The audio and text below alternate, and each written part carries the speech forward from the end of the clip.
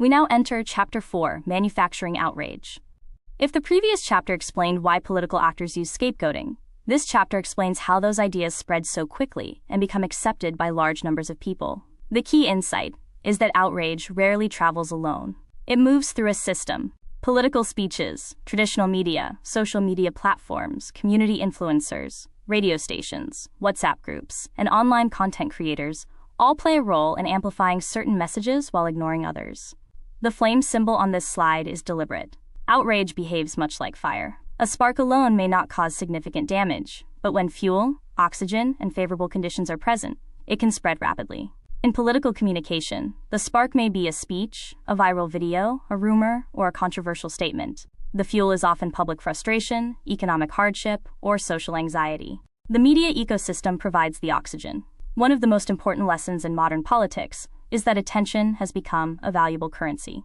Outrage generates clicks, views, shares, comments, headlines, and engagement. Calm explanations struggle to compete with emotional narratives. As a result, the most inflammatory messages often travel the fastest. This chapter examines how political narratives are repeated, amplified, and normalized until they begin to feel like common sense. We will explore how algorithms reward emotionally charged content, how media outlets benefit from controversy, and how political actors use communication networks to shape public perception. Importantly, this chapter is not arguing that every journalist, media platform, or social media user is acting in coordination.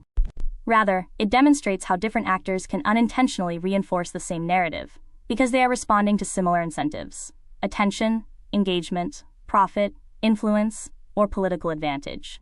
The central question guiding this chapter is simple. If outrage spreads faster than evidence, how do societies protect themselves from manipulation? Because once we understand how outrage is manufactured, amplified, and monetized, we become better equipped to recognize when our emotions are being deliberately directed. And that recognition is one of the strongest defenses against political manipulation. The 5-stage delivery pipeline. Learn it. Recognize it in real time. Deniability architecture. This is the most sophisticated feature of modern political incitement. The political statement is always deniable. I didn't call for violence, I called for foreigners to go home. The media amplification is deniable. We reported what the politician said. The WhatsApp circulation is deniable. We don't control what individuals share. The community mobilizer is deniable. This was a spontaneous community response, and the violence is framed as community anger, not political product. But SAHRC found the 2019 Joburg campaign was coordinated. The WhatsApp networks had identifiable origin points. The timing matched political schedules, and the same false stories appeared in multiple communities simultaneously. Coordination without central command. This is the modern architecture of manufactured outrage. Algorithm reward. Meta's own internal research, 2021 Wall Street Journal, found that content producing anger, fear, and outrage received 5 times the algorithmic distribution of neutral content. Anti-migrant content is algorithmically advantaged, not because Meta endorses xenophobia, but because outrage engagement drives revenue. Social media is the distribution infrastructure that makes modern political xenophobia so dangerous. Pre-digital, a xenophobic speech in 1990 reached a rally of thousands. Today it reaches millions via WhatsApp in hours, reshared without context, stripped of nuance. Meta internal research. The WSJ's 2021 Facebook files revealed that company researchers found that 64% of all extremist group joins are due to recommendation tools, and that anger-inducing content received higher algorithmic amplification. The company chose not to implement proposed fixes because they reduced engagement. 200 users/moderation gap. Meta employs significantly fewer content moderators for African languages than for European languages, relative to user base size. Academic research by the University of Washington and Data and Society has documented that hate speech in Swahili, Amharic, Hausa, and Zulu systematically evades moderation. The company's own transparency reports confirmed the disparity. Zero accountability. No African government has passed and enforced legislation holding social media platforms accountable for hosting content that preceded violence. This is partly because most African governments benefit from social media's tendency to amplify nationalist and anti-foreigner content during their own campaigns. Media capture is a structural condition in most African states, not a conspiracy. SABC. The SABC board is appointed by a parliamentary committee. Under the Zuma era, editorial independence was systematically compromised, documented by the SOS Coalition and the FXI, Freedom of Expression Institute. Content supporting the ruling party on sensitive topics was demonstrably more likely to air. Community radio. This is the least discussed but most important media channel for the xenophobia story. In townships, community radio is consumed by the majority, who don't read newspapers or have data for social media. MDDA, Media Development and Diversity Agency, data shows that community radio funding is often politically linked, making editorial independence fragile. WhatsApp broadcast groups, the EFF, ANC, and MK, all operate organized WhatsApp broadcast networks that distribute political content to supporters who forward it as personal shares. This creates the appearance of organic grassroots concern while delivering a politically coordinated message. The SA Electoral Commission has noted this as a regulatory challenge it has no tools to address. International media framing. When BBC says ethnic violence or tribal conflict, it removes the political actor from the story. It says the violence is a property of the community rather than a product of political decisions. This framing helps politicians escape accountability. This slide is perhaps the most practical in the entire presentation because it transforms theory into action. Up to now, we have examined how political scapegoating works, how fear is amplified, and how outrage spreads. The question now becomes, how can ordinary citizens recognize these patterns before they produce real-world harm? The first test is timing. Whenever a sudden wave of anti-migrant rhetoric emerges, ask what else is happening politically. Is an election approaching? Is a major corruption scandal unfolding? Is a government facing declining popularity? Timing often reveals incentives. The second test is evidence. Are the claims being made supported by credible data? Or are they designed to trigger emotion? Vague statements about migrants, taking jobs, or causing crime should always be examined critically. Serious claims require serious evidence. Third, examine the proposed solution. Does the solution logically address the stated problem? If unemployment is caused by weak economic growth, would deportations solve it? If public services are under pressure because of poor management, would targeting migrants improve governance? Ask whether the remedy matches the diagnosis. Fourth, watch the media pattern. Manufactured narratives often follow predictable pathways. They appear first in partisan spaces, then spread through social media, and finally enter mainstream discussion. Repetition can create the illusion of truth. Fifth, follow the incentives. Politics is often about who benefits. When a controversial story dominates headlines, ask who gains politically from public attention being focused on that issue rather than something else. Finally, observe how critics are treated. When journalists, researchers, academics, or community leaders who challenge a narrative are immediately labeled traitors, elites, or enemies, that is often a warning sign. Healthy democracies encourage scrutiny. Manipulative narratives discourage it. The goal of this checklist is not to tell people what to believe. It is to encourage critical thinking. Citizens do not need to accept every claim or reject every claim. They simply need to ask better questions. Because once you learn to identify the mechanics of manufactured outrage, you stop reacting automatically and start thinking strategically. And that is where informed citizenship begins. We now arrive at the final chapter of this presentation, the accountability demand. Throughout this investigation, we have examined how fear is manufactured, how scapegoats are selected, how outrage is amplified, and how political actors benefit from division. But understanding the problem is only half the task. The more important question is, what should citizens do about it? The answer is accountability. The key on this slide symbolizes something important. Accountability unlocks what manipulation seeks to hide. Every political distraction depends on citizens asking the wrong questions. Accountability begins when citizens start asking the right ones. Instead of asking who should we blame, we ask, who is responsible for solving this problem? Instead of asking who is the enemy, we ask, what evidence supports this claim? Instead of demanding outrage, we demand results. This chapter is built around a simple principle. Politicians should be judged by outcomes, not narratives. If unemployment is rising, where is the jobs plan? If crime is increasing, where is the policing strategy? If hospitals are failing, where is the healthcare reform? If schools are struggling, where are the measurable improvements? The purpose of accountability is not to defend politicians or attack them. It is to shift public debate from emotion to performance, from fear to facts, from identity to outcomes. History shows that divisive politics thrives when citizens become spectators.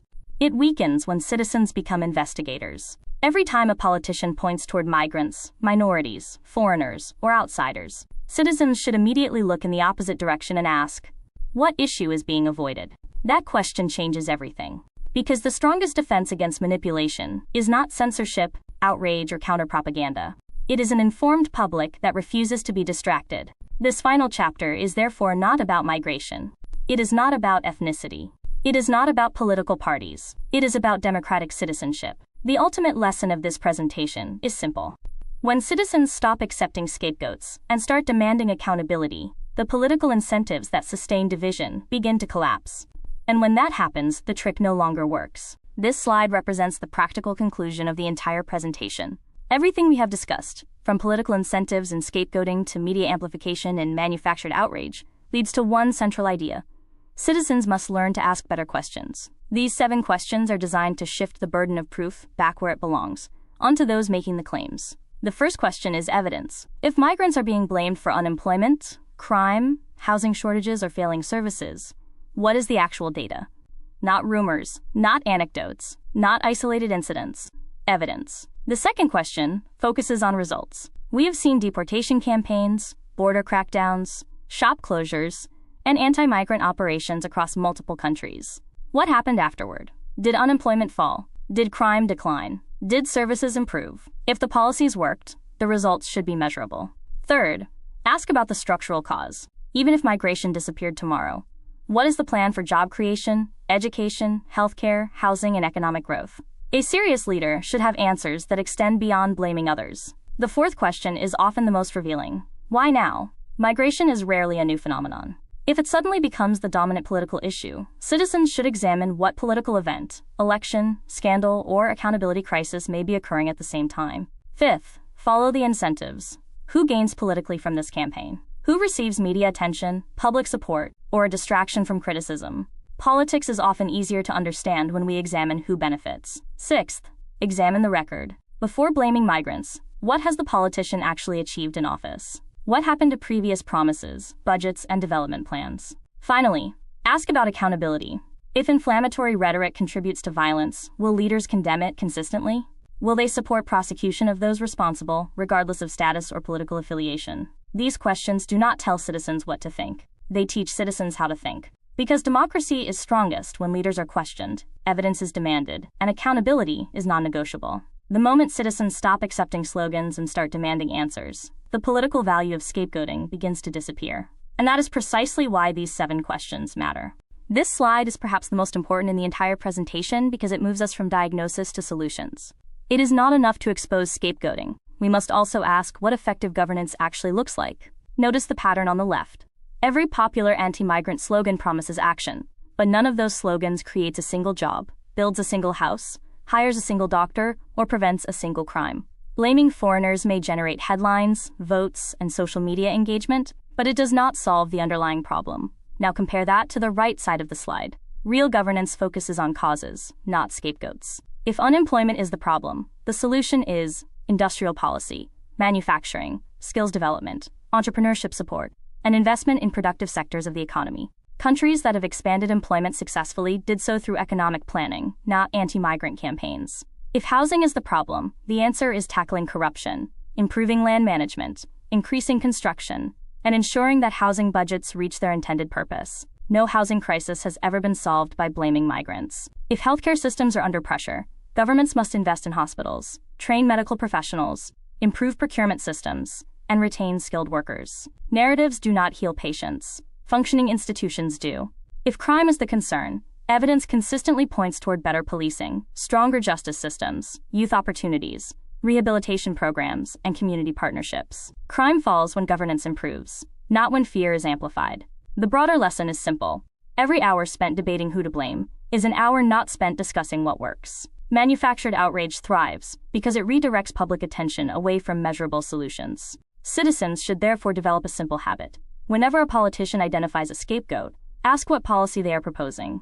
Ask how many jobs it creates, how many homes it builds, how many doctors it hires, or how many crimes it prevents. Good governance is not defined by who a leader attacks. It is defined by the problems they solve. The choice before every society is therefore clear: politics of blame or politics of results. History shows that only one of those paths produces lasting prosperity. At this point in the presentation, a critical question emerges. If xenophobic incitement, discrimination, and collective punishment are so damaging, why do they continue? The answer is not that laws do not exist. The answer is that they are rarely enforced against powerful political actors. Look at the framework already in place. South Africa's PEPUDA Act prohibits hate speech and discrimination based on nationality. The African Union's Constitutive Act commits member states to peace, stability, democratic governance, and human rights. The UN Refugee Convention protects refugees and asylum seekers from persecution and collective expulsion. ICERD requires states to criminalize incitement to racial and national hatred. The African Charter on Human and People's Rights guarantees freedom of movement and protection from discrimination. On paper, the legal architecture is extensive. In theory, political leaders who deliberately inflame hatred against migrants should face consequences. In practice, that almost never happens. This reveals an important distinction between law and political will. A law only matters when institutions are willing to apply it equally. When ordinary citizens break the law, enforcement can be swift. When influential political figures use inflammatory rhetoric that contributes to violence, accountability often disappears. The result is a dangerous signal. If politicians learn that anti-migrant rhetoric generates votes, media attention, and political advantage while carrying little legal risk, the incentive structure encourages repetition. The law exists, but deterrence does not. This slide therefore challenges a common misconception. The solution is not necessarily creating more laws. Africa, and indeed much of the world, already possesses legal instruments capable of addressing discrimination, incitement, and collective punishment. The deeper challenge is enforcement, independence of institutions, and equal application of justice. Ultimately, the question is not whether protections exist. They do. The real question is whether societies are willing to hold powerful people to the same standards they demand of everyone else. Until that gap is closed, the cycle of rhetoric, violence, denial, and impunity will continue to repeat itself. Throughout this presentation, we have examined the incentives that make division profitable. We have explored how fear can be manufactured, how migrants become convenient scapegoats, and how political actors often benefit from the resulting outrage. But it is equally important to remember that not everyone accepts the game. Throughout Africa's recent history, there have always been individuals and organizations willing to tell the truth, even when doing so carried a personal cost. This slide highlights some of those voices. Previn Gordon consistently challenged the narrative that migrants were responsible for South Africa's economic struggles. He redirected attention back to governance, investment, and economic policy. Rather than accepting a politically convenient explanation, he insisted on addressing structural causes. The price was significant political opposition and sustained attacks. Archbishop Desmond Tutu took a moral stand when xenophobic violence erupted. He reminded South Africans that many of the same countries whose citizens were being attacked had once sheltered South African freedom fighters during apartheid. His message was simple: gratitude, dignity, and humanity must be stronger than fear. Yet even a figure of his stature faced criticism and dismissal. Aminata Touré challenged efforts to use expulsions and nationalist rhetoric as substitutes for effective governance. She recognized that blaming outsiders is often easier than solving problems, and she said so publicly, despite diplomatic consequences. The Nigeria-South Africa business community offers another important example. Instead of responding emotionally, they reframed the issue economically. They argued that attacks on migrants and foreign-owned businesses damage trade, investment, employment, and regional cooperation.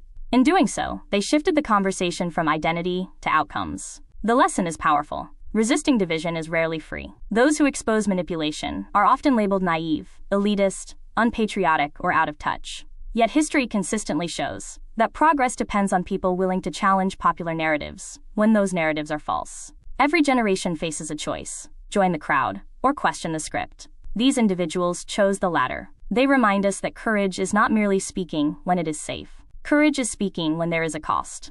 And often, that is exactly why their voices matter. If political xenophobia survives because accountability is weak, the obvious question is, who builds accountability? The answer is not governments alone. It is civil society, researchers, journalists, human rights organizations, and ordinary citizens. This slide highlights the accountability infrastructure that already exists. These organizations may not control state budgets or dominate the news cycle, but they perform an essential function. They document abuses, investigate claims, preserve evidence, and challenge political narratives with facts. The South African Human Rights Commission has repeatedly investigated xenophobic violence and discrimination. The challenge is not a lack of reports. It is turning findings into consequences. Accountability requires citizens to demand action, not just publication. The African Center for Migration and Society at Wits University provides evidence-based research on migration, xenophobia, and political mobilization. When politicians claim migrants are responsible for unemployment, crime, or social decline, institutions like ACMS provide the data needed to test those claims against reality. XenoWatch plays a vital role by documenting incidents in real time.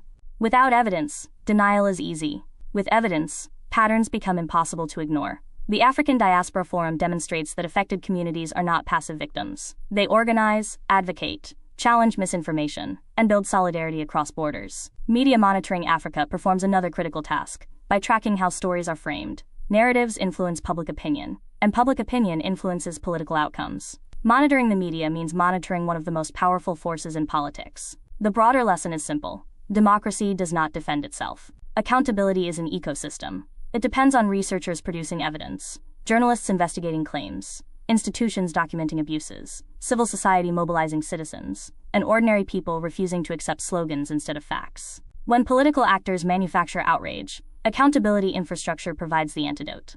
It asks for evidence, follows the money, tracks the timeline, and exposes contradictions. The health of a democracy is not measured by how loudly politicians speak. It is measured by how effectively citizens and institutions can hold them accountable. That is why civil society matters, and why protecting it matters even more. The global context is essential for two reasons. It shows the trick is universal, and it provides the most rigorous evidence base from richer democracies with more research capacity. UK Brexit immigration evidence. The Migration Advisory Committee found that EU migrants to the UK were net fiscal contributors of approximately £4.4 billion annually. After Brexit, NHS staff shortages, hospitality sector collapse, and agricultural labour crises were directly attributed to EU worker departure.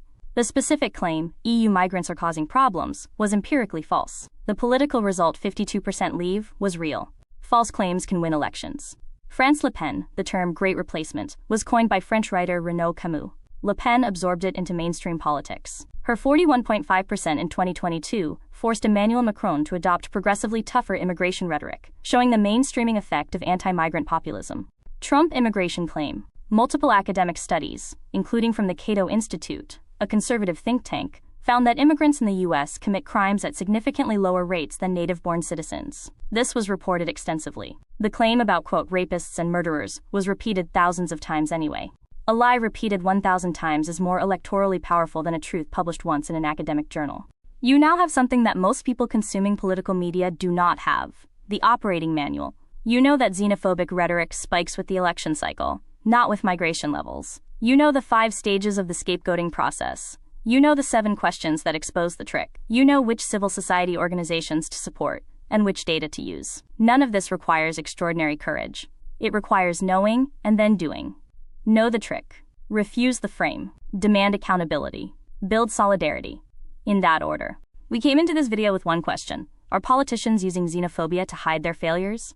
The answer is yes, and we can now demonstrate it. The data shows that anti-migrant incidents correlate with election cycles, not with migration levels. The political science shows that xenophobia is cost-free and high return for politicians under accountability pressure. The cases show from South Africa to Tanzania to Kenya to Hungary to the UK that the pattern is consistent and documented. The mechanism shows us 5 stages from grievance to violence, all while the politician maintains deniability.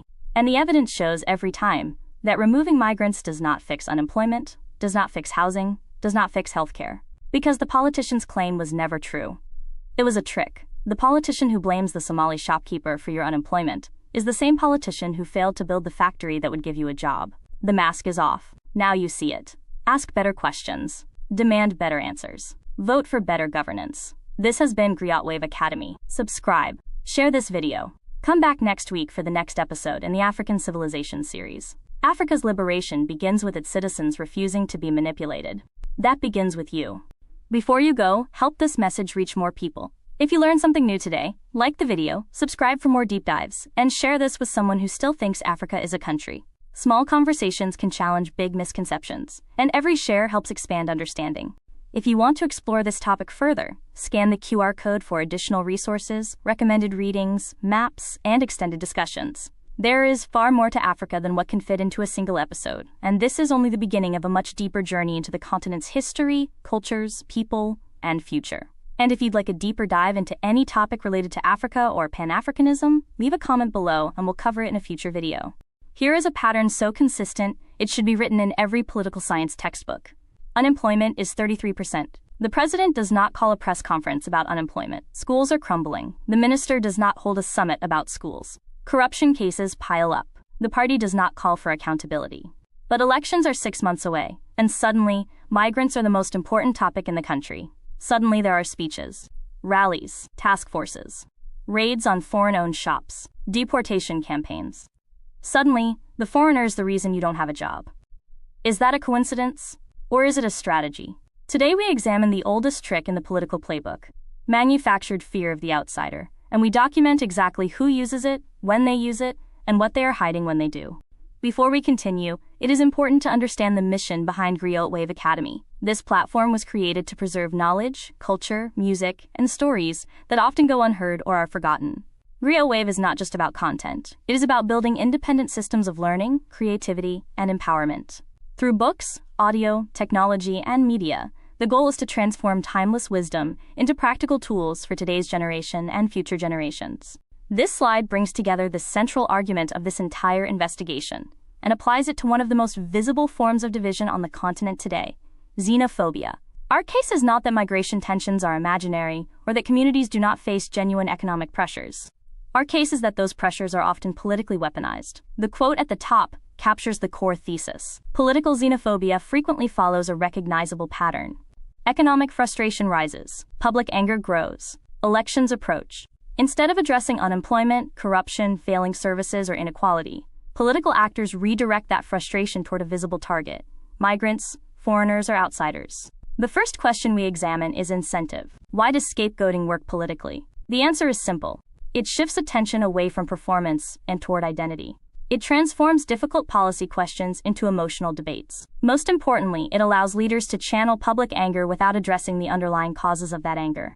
Next, we investigate the role of election cycles. Across multiple countries and political systems, anti-migrant rhetoric often intensifies during periods of political competition. The timing is rarely accidental. Fear can be an effective mobilization tool. We then examine populism and identity politics. Whether the target is migrants, ethnic minorities, religious groups, or political opponents, the mechanism is remarkably similar.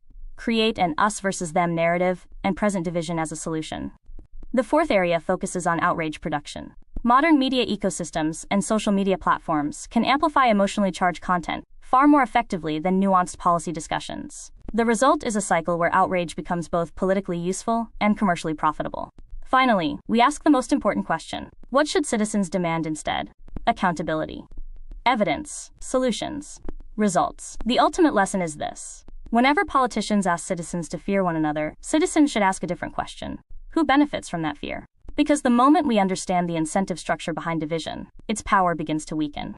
This slide provides the roadmap for understanding political xenophobia, not as an isolated social problem, but as a political process with identifiable stages, incentives, and outcomes. We begin with the incentive structure. Politics is ultimately about incentives, and one of the most effective political shortcuts is to redirect public frustration toward a visible target. When unemployment is high, public services are struggling, and economic opportunities are limited, blaming migrants can be easier than explaining complex policy failures. The political reward can be immediate, while the costs are often delayed and dispersed. Next, we examine the election cycle pattern.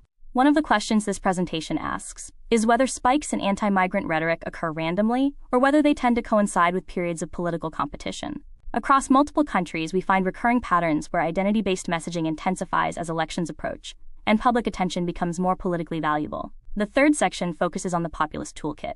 Populism often divides society into simple categories: the people versus the outsiders, the nation versus the threat. These narratives can be powerful because they offer emotionally satisfying explanations for complex problems, but they often obscure the deeper economic and governance issues that require attention. We then explore how outrage is manufactured. Modern media ecosystems, political messaging, and social media algorithms can amplify fear, anger, and division at extraordinary speed. What appears to be spontaneous public sentiment is sometimes reinforced by systems that reward emotional reactions over careful analysis. Finally, we turn to the accountability demand. The most effective response to political scapegoating is not counter-scapegoating, it is accountability. Citizens must learn to ask different questions. What policies are being proposed?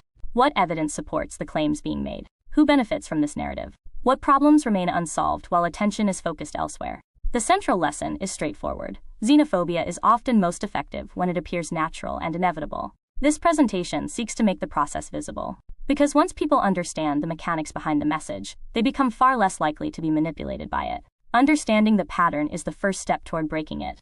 This chapter begins with a simple but important question: why does scapegoating migrants remain such a successful political strategy despite the damage it causes? The answer lies in incentives. Politics, at its core, is often about solving a problem or finding someone to blame for it. Solving problems is difficult. It requires policy, investment, long-term planning, and accountability. Blame, on the other hand, is immediate. It is emotionally powerful, politically useful, and often far less expensive than genuine reform.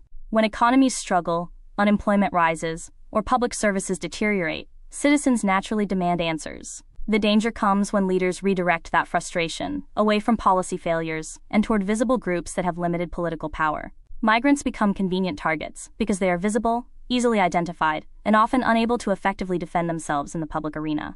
This chapter explores what political scientists call the incentive structure. If a politician can gain votes by blaming migrants, avoid scrutiny of corruption or poor governance, dominate media headlines, and unite frustrated voters behind a common enemy, then scapegoating becomes politically rational, even if it is socially destructive.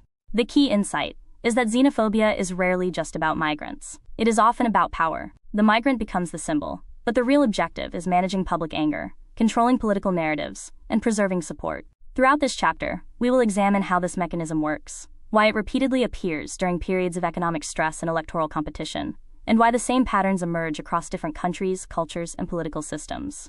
Most importantly, we will ask a different question. Instead of asking whether migrants are responsible for society's problems, we will ask who benefits when citizens believe they are. Because once we understand the incentive structure behind scapegoating, we begin to see that the real story is not about migration at all. It is about how political power is acquired, maintained, and protected. And that is where our investigation begins. This slide introduces a difficult but important concept from political science, the rational actor model. It asks us to set aside emotion for a moment and view politics through the lens of incentives. If a strategy repeatedly appears across different countries, leaders, and elections, it is often because it delivers results. The first reason is cost. Genuine solutions to unemployment, inequality, housing shortages, or economic stagnation require money, planning, and time. Scapegoating migrants requires only a microphone.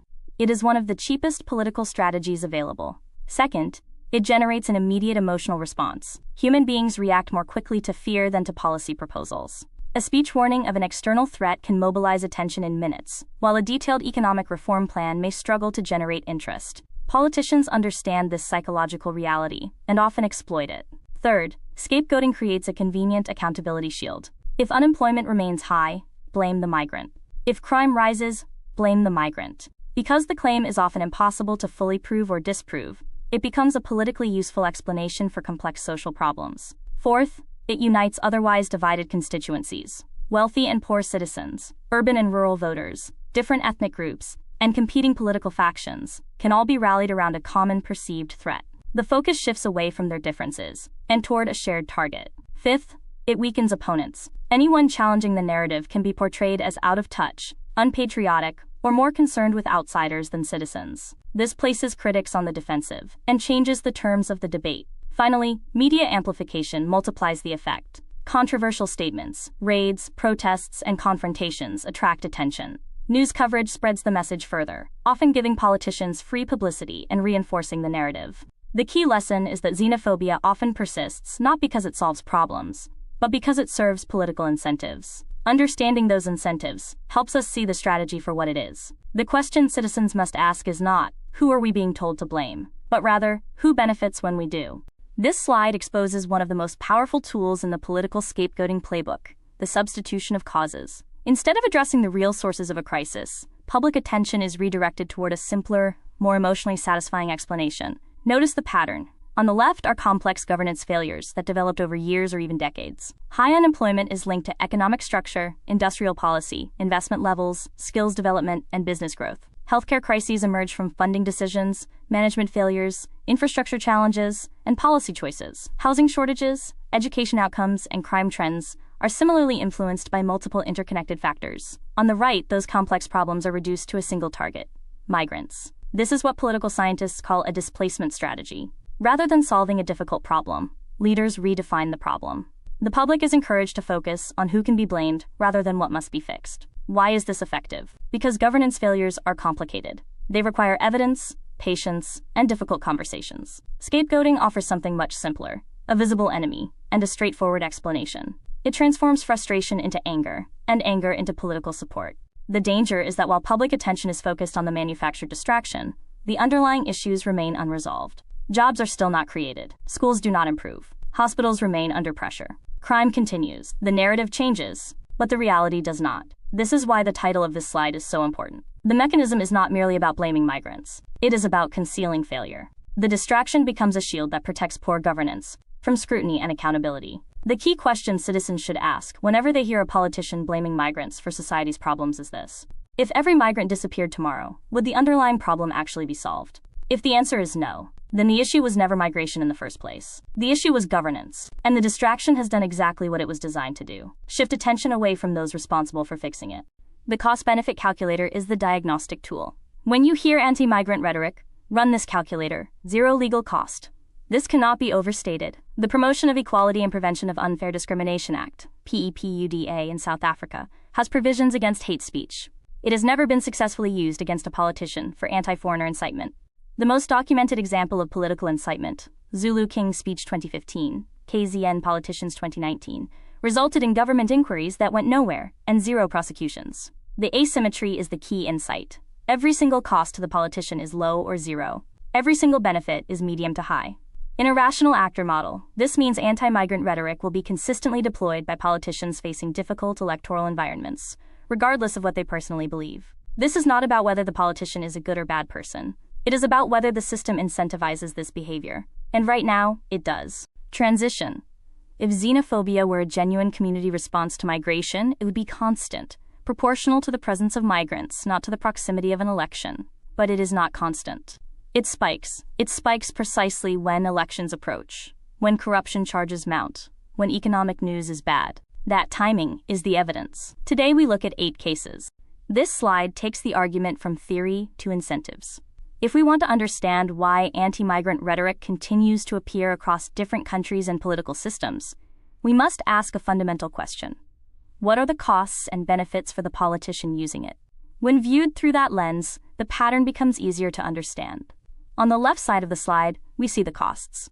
In many cases, the political consequences for inflammatory rhetoric are limited. Legal accountability is often rare. International criticism may generate headlines, but seldom produces meaningful political consequences. Migrants themselves frequently have little electoral influence, and corporate or civil society opposition is often fragmented or inconsistent. Now compare those costs with the benefits on the right. First, there is voter mobilization. Fear is a powerful political motivator. Messages framed around threat, insecurity, or competition often generate stronger emotional responses than discussions about policy reform or economic planning. Second, there is media attention. Controversial statements dominate headlines, social media feeds, radio discussions, and television debates. Politicians gain visibility without spending heavily on advertising. Third, such rhetoric can strengthen a politician's position within their own party. Appearing tough on security, borders, or national identity can be politically valuable, particularly during leadership contests or election campaigns. Fourth, and perhaps most importantly, it shifts attention away from accountability. Public discussion becomes focused on migrants, rather than unemployment, corruption, infrastructure failures, healthcare challenges, or economic performance. Finally, it can divide opponents. Those who challenge the narrative may be portrayed as disconnected from public concerns, creating political pressure on critics and weakening unified opposition. The result is a troubling imbalance. For the politician, the rewards can be immediate and substantial. For society, however, the costs are enormous. Damaged social cohesion, economic disruption, violence, mistrust, and the diversion of attention from the real causes of national challenges. The central lesson of this slide is that xenophobia often survives not because it works as public policy, but because it works as politics. And until the political cost becomes greater than the political reward, the incentive to use it will remain. This slide moves the discussion from theory to evidence. Up to this point, we have argued that xenophobia and identity-based politics can serve political interests. The question now is whether this pattern appears repeatedly across different countries and contexts. The answer is yes. Look across these case studies and notice the similarities. Different countries, political systems, and cultures, yet the same political logic emerges repeatedly. Periods of political pressure, elections, economic hardship, declining popularity, or legitimacy crises are often accompanied by increases in anti-migrant rhetoric, ethnic mobilization, or identity-based campaigns. In South Africa, spikes in xenophobic violence frequently coincided with moments of political pressure and public dissatisfaction. In Kenya, ethnic identity became a powerful electoral tool, transforming political competition into communal conflict. In Tanzania, migration crackdowns were framed as economic protection during periods when political legitimacy required reinforcement. The pattern continues in Ethiopia, Ghana, Nigeria, and Gabon. The targets may change: migrants, ethnic rivals, foreign businesses, or political outsiders. But the mechanism remains strikingly similar: redirect public frustration toward a visible group while avoiding deeper debates about governance, accountability, and economic performance. Importantly, this is not uniquely African. The examples from the United Kingdom, France, and Hungary demonstrate that identity-based politics is a global phenomenon. Whenever fear proves more effective at mobilizing voters than policy solutions, similar strategies tend to emerge. This suggests that xenophobia is often not primarily a migration problem, it is a political incentive problem. Across these 8 cases, the same conclusion emerges. When leaders face pressure, division can become a political resource. Fear becomes a campaign tool. Identity becomes a voting bloc. Migrants, minorities, or outsiders become convenient targets. The key lesson is not that these outcomes are inevitable, but that they are predictable. And once a pattern becomes predictable, citizens are better equipped to recognize it, question it, and resist manipulation. That recognition is where accountability begins. This slide examines one of the most important questions in our investigation. Is xenophobic violence random, or does it follow a political pattern? When we place incidents on a timeline, a striking correlation emerges. The largest spikes occur around election periods, or moments of intense political pressure.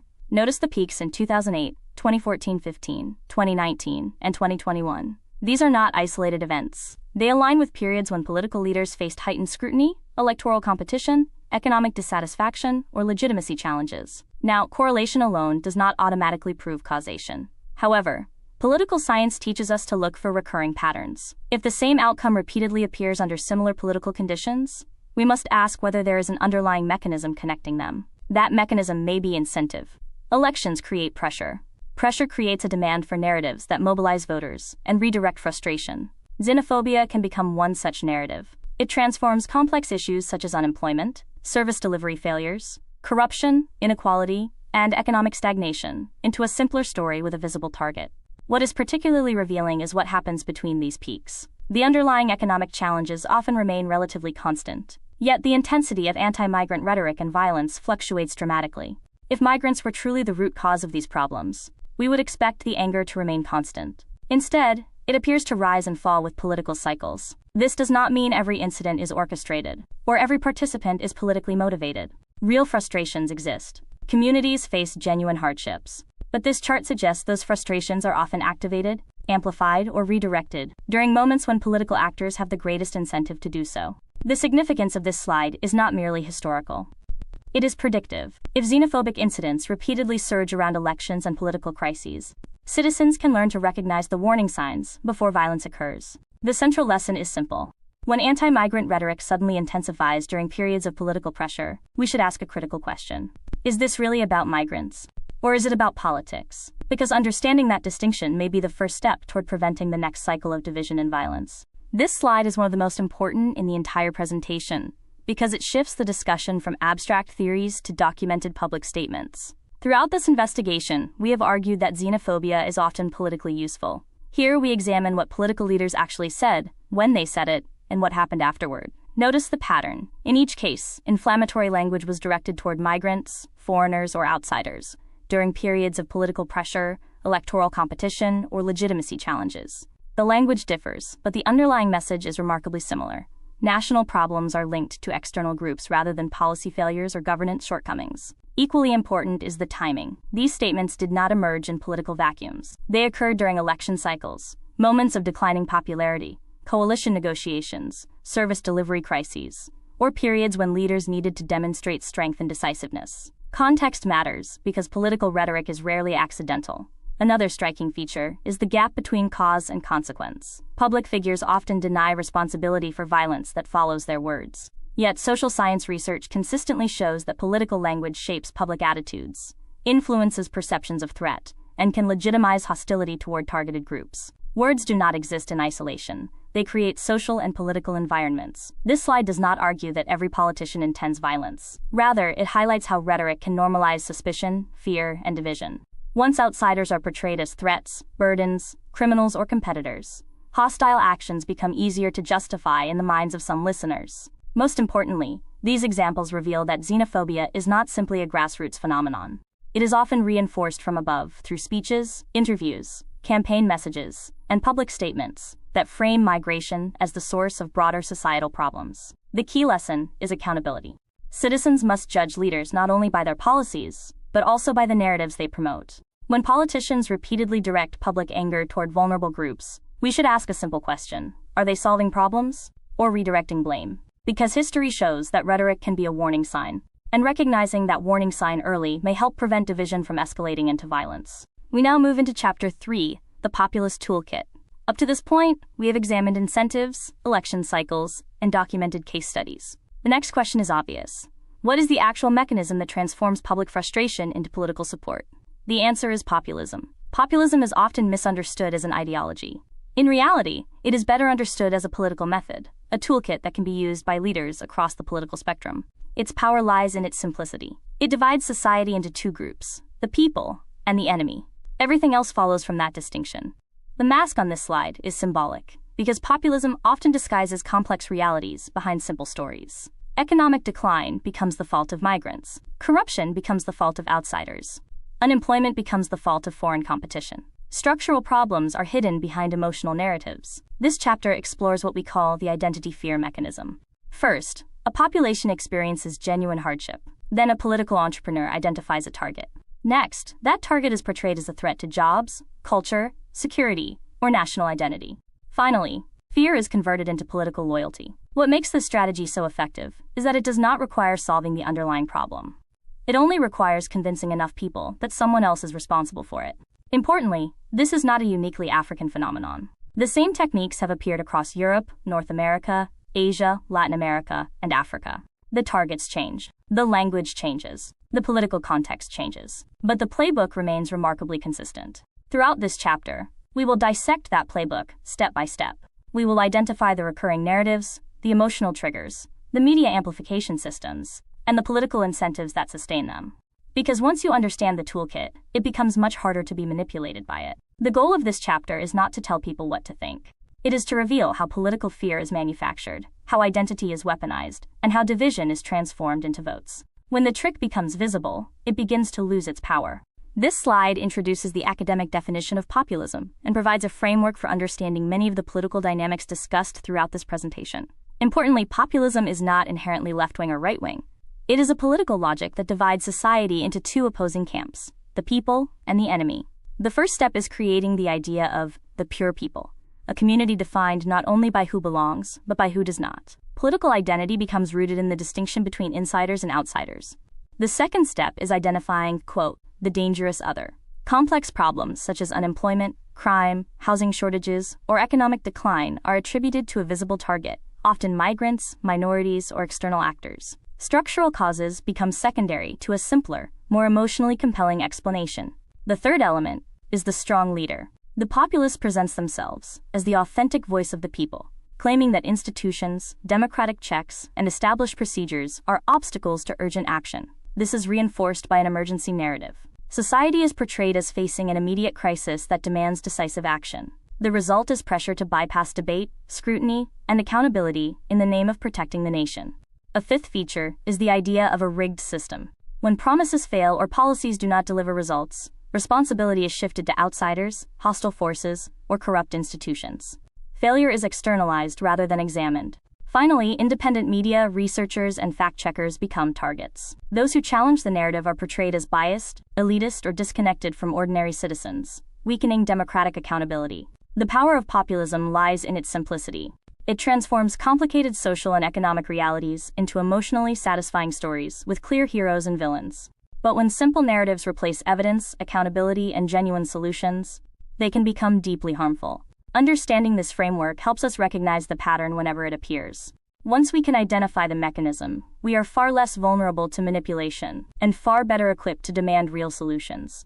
If you are serious about Africa's future, you must also become serious about personal growth, execution, discipline, entrepreneurship, and building. Knowledge without implementation changes nothing. That is exactly why I'm building the Griot Wave Inner Circle, an execution-focused community for builders, creators, entrepreneurs, and purpose-driven individuals. A space focused on accountability, implementation, entrepreneurship, transformation, AI and digital leverage, community, and real progress. Weekly live sessions, execution systems, focused builders, real conversations, real growth. If you are tired of consuming endlessly and ready to start building intentionally, scan the QR code or use the link below to join the early interest list. Stop consuming. Start building.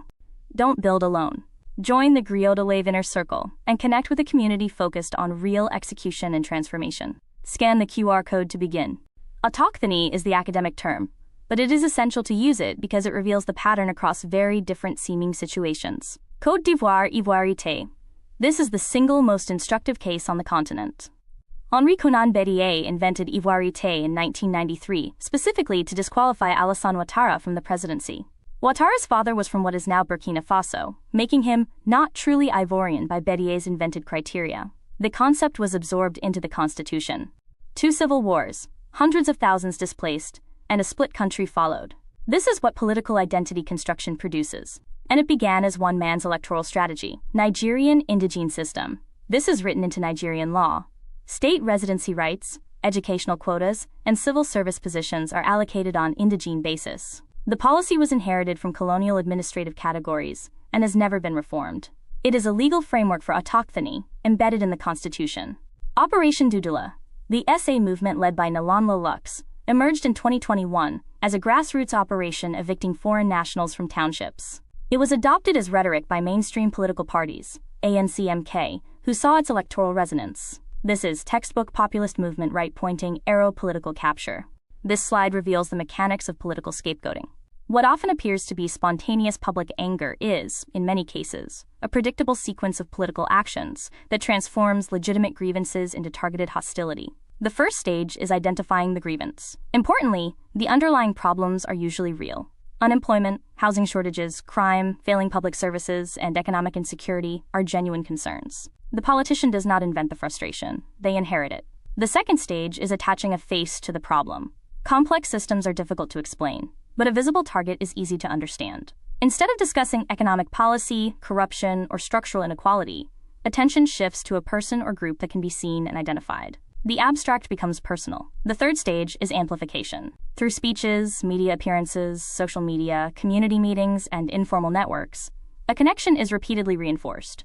Your hardship is their fault. Evidence becomes less important than repetition.